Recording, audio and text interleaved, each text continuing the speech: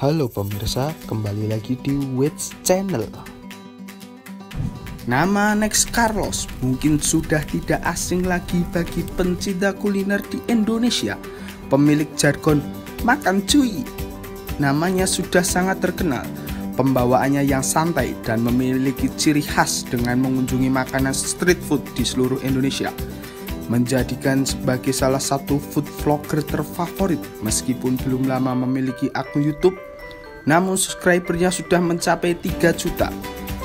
Sudah bisa dibayangkan berapa jumlah pendapatan per bulan yang diterima seorang Next Carlos yang berasal dari AdSense akun YouTube miliknya.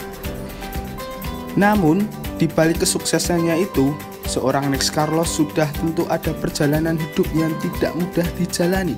Berikut perjalanan hidup Next Carlos yang jarang diketahui oleh banyak orang.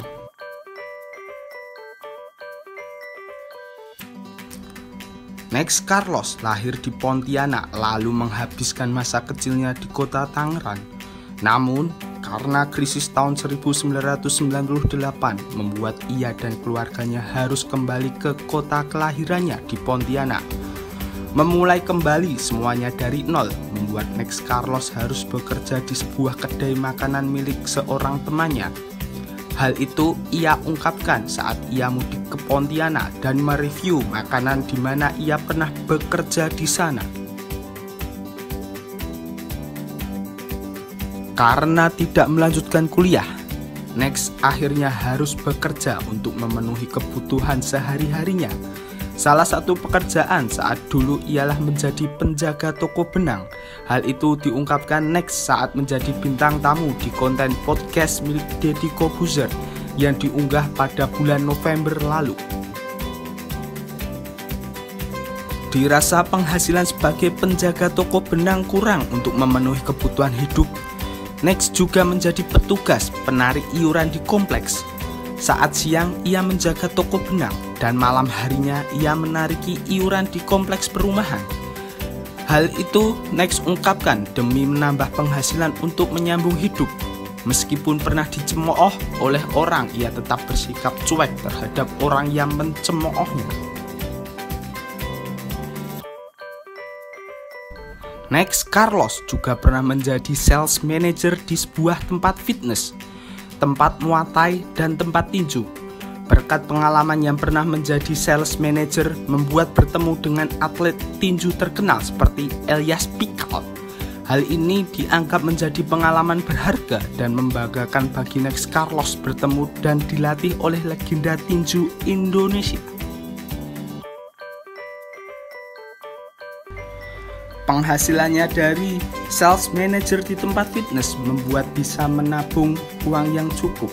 Lalu dari hasil tabungannya itu, Next Carlos memberanikan diri untuk membuka sebuah kedai makanan. Namun sangat disayangkan karena usaha itu hanya berlangsung sekitar 3 bulan saja. Next mengungkapkan kegagalan membuka usaha karena kurang matang dalam hal perencanaan bisnis dan belum pandai dalam memanage usahanya itu. Namun, saat ini Next sudah membuka restoran ayam goreng dan nasi uduk yang cukup. Saat menjadi bintang tamu di akun YouTube milik Ari Lasso, Next juga mengaku pernah mengikuti ajang pencarian bakat bernyanyi yang cukup terkenal di Indonesia. Namun, ia hanya sampai pada tahap audisi awal saja. Wah, pasti sedih sekali ya si Next dulu saat gagal audisi. Inilah menjadi awal kesuksesan seorang Next Carlos menjadi food vlogger di Indonesia. Semua berawal dari keikutsertaannya bersama temannya yang seorang YouTuber traveling yang sedang menjalankan misi keliling Indonesia. Next didorong oleh temannya untuk ikut membuat konten juga di YouTube. Yang terlintas saat itu adalah membuat konten makanan keliling Indonesia. Namun, siapa sangka berkat konsistensinya membuat video makanan khas Indonesia menjadikan Next Carlos sukses seperti sekarang.